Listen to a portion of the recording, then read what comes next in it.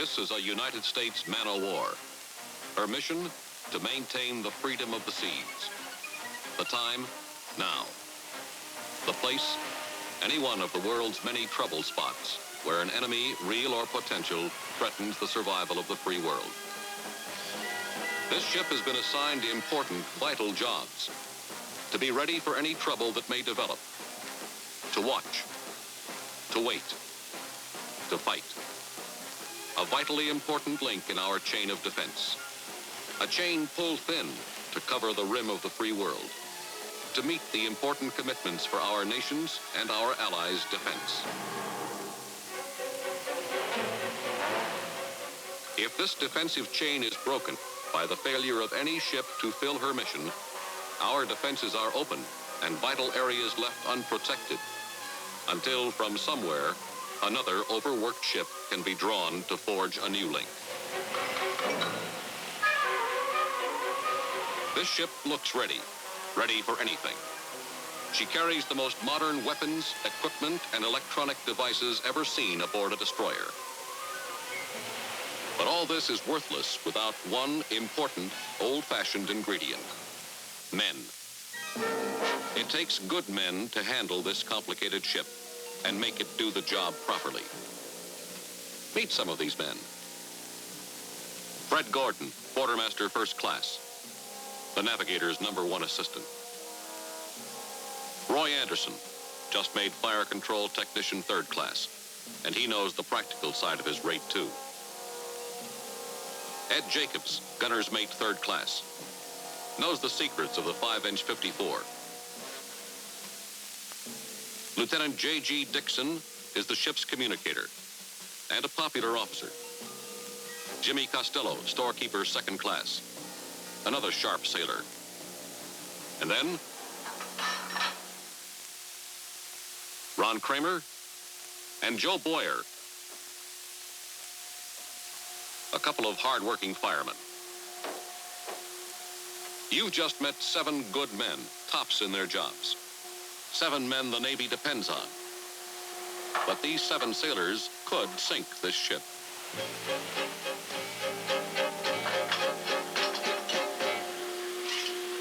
Okay, boy, you take the can with the paint lock and I bring up the rest of the tubes. Yeah, I know why you want me to take the can back. Ready to get chewed out for throwing a 5-gallon can and only using a couple drops. Plus, you had to go and lose the cap. Well, how would I know? Let's get going.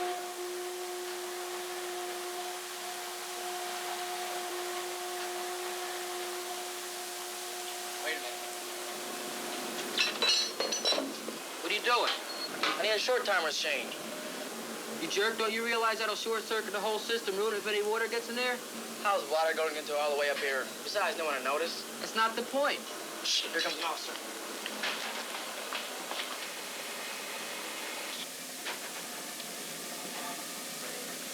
What's that? Oh, for Pete's sake. Improving your mind, huh? What's wrong with that? I gotta relax sometimes. You're always in your act.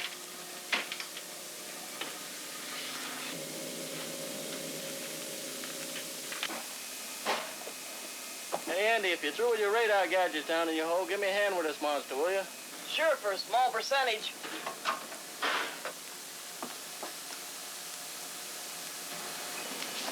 Boy, this thing's heavy. What do you got in the box? Something good to eat? Ah, something better as far as you guys are concerned. Special request kit.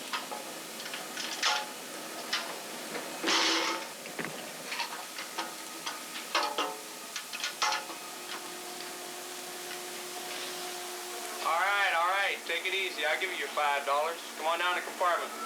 Wait a minute, I gotta take this oil can back first. Wait, nothing. If you want it, you come down and get it now. All right.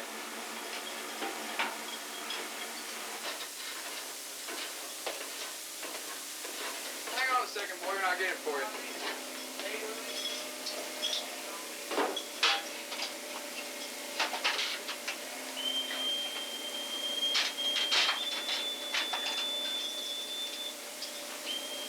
There you go, Shylock. Guess I won't be spending big for a while anyway. At least I didn't charge you interest. Look all the fun you had last night. John quarters, all hands man your battle station, all hands man your battle station.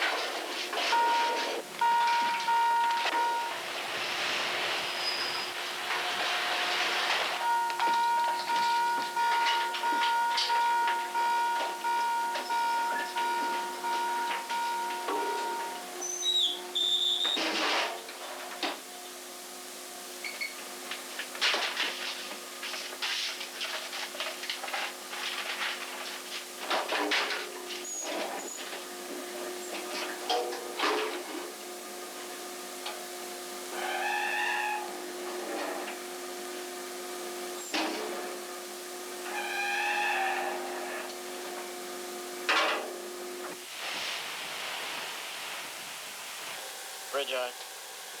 Bridge eye. Sir, damage control central reports all stations manned. Very well. Captain, all stations manned and ready. Very well. Hand me the 1MC, Mr. Dixon. Aye, sir. This is the captain speaking. This, General Quarters, is not a drill. We have a group of unidentified aircraft on our radar. If they prove to be enemy, we are ready. You all know your job. All of our drills, all of our exercises, all of our hard work have been for one reason: to do the right thing at the right time and do it automatically. Do it now, and good luck. Aircraft bearing 140, position angle 35. I see them, Captain. Jet types, closing. Missile control, standby. Missile control, standby. They're pushed over. They're diving at us. Batteries released. Batteries release. Right full, runner.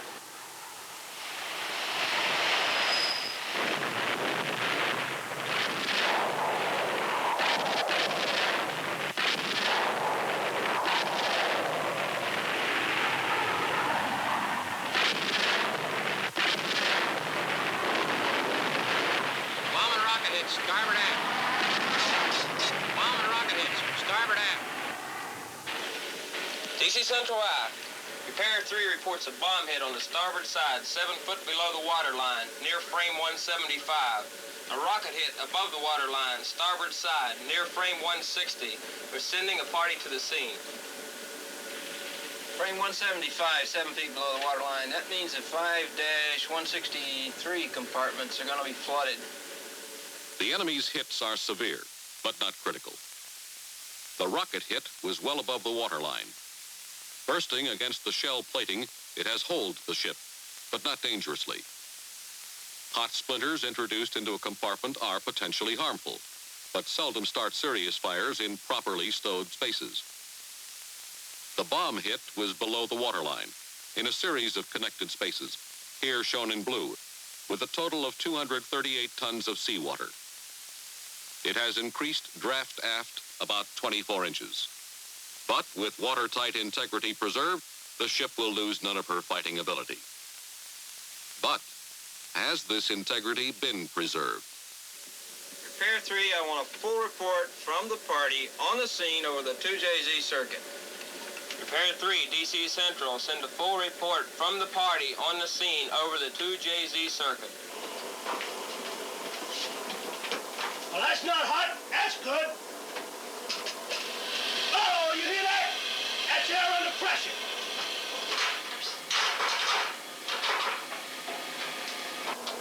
Nelson, check that other hatch. Right, Chief. Kowalski, set flooding boundary. By now, it is clear that there is no fire nor obnoxious fumes in this compartment.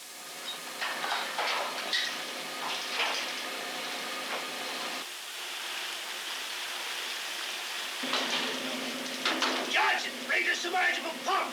Right. Lomax, get the shore gear. Telephone talker. Tell DC Central, 3 foot of water in compartment 2-163-Oscar-Lima. DC Central Repair 3, compartment 2-163-Oscar-Lima. 3 feet of flooding water.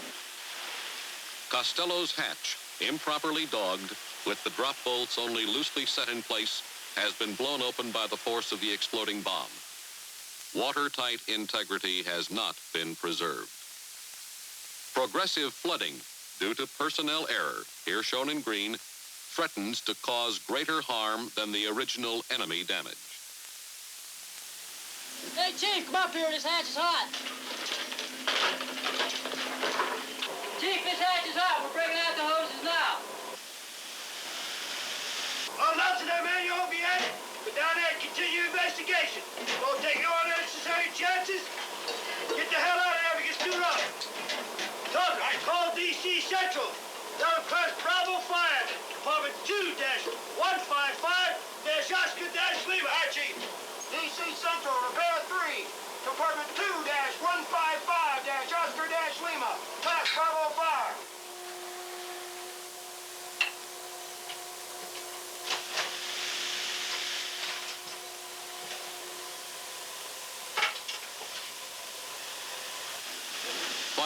always takes priority. Only when fire is brought under control can the repair party struggle with the water which is flooding the ship.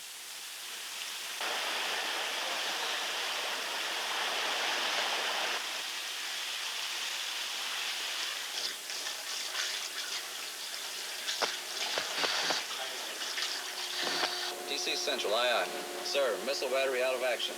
Lost power to missile guidance radar. Request we check the motor generator room. Very well. Pass that to Repair 3. Repair 3, DC Central. Check the missile motor generator room.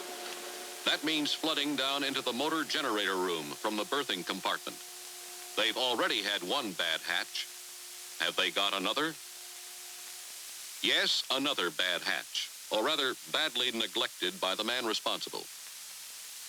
Through Anderson's open scuttle pour 31 tons of seawater, increasing the stern draft another 3 inches and knocking out the missile guidance radar at a critical time. What else can go wrong? You men, get out of here!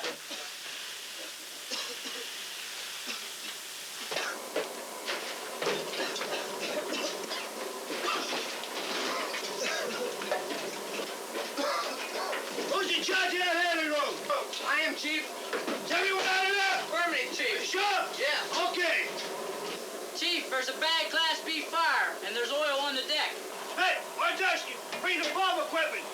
Williams, stand by the magazine sprinkler system.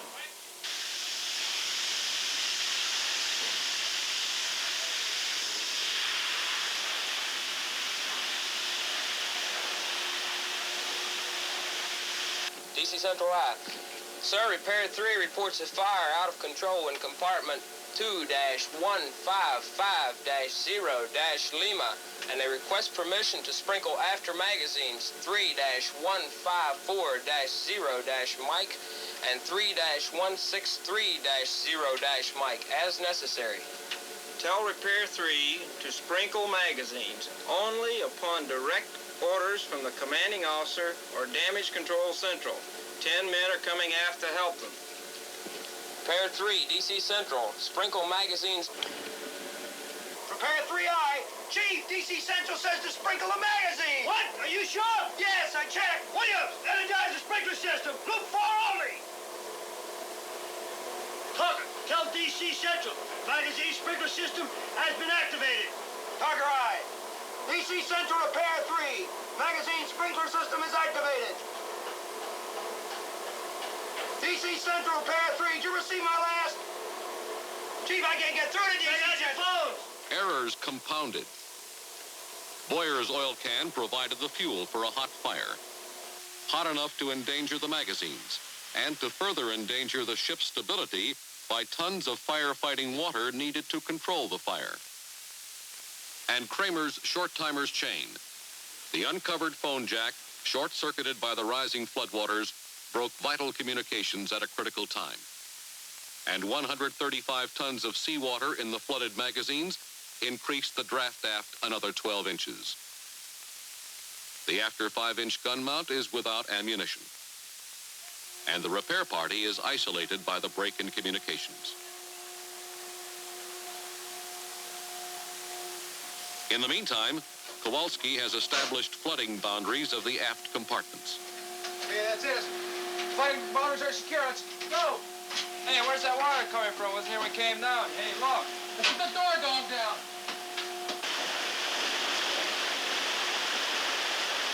Can't get this door closed. Call DC Central.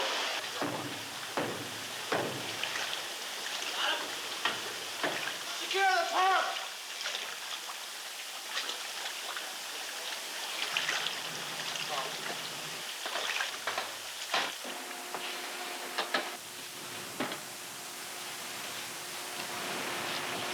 That's stupid, Gordon. How dumb can a guy get? Bridge eye. Captain, combat reports many inbound aircraft, 15526 miles. Sir, Damage Control Central reports unable to control flooding. Request ship be slowed or stopped in order to rig shoring and pumps. Stop the ship? We can't do that. We're in the middle of an air action. Captain, what do we do? Yes? What do we do? Damage that was severe but controllable is now out of hand. Instead of just one compartment, 7 are now flooded. Costello was careless about securing the storeroom hatch. Flooding progresses. Anderson forgot about closing a scuttle. A missile battery out of action, another compartment flooded. Lieutenant J.G. Dixon didn't take time to dog down. More compartments lost. Because Gordon did not lock his locker, pumps are ineffective, clogged by clothing. And the books Jacobs didn't think he had to stow. And Boyer's thoughtless safety violation caused a severe fire. Kramer's petty theft broke vital communications, which put the after 5-inch gun out of action. The final result? Damage caused by the enemy, 200 tons of seawater, draft increased aft by 2 feet. Fighting ability, unchanged. Condition, serious, but not critical.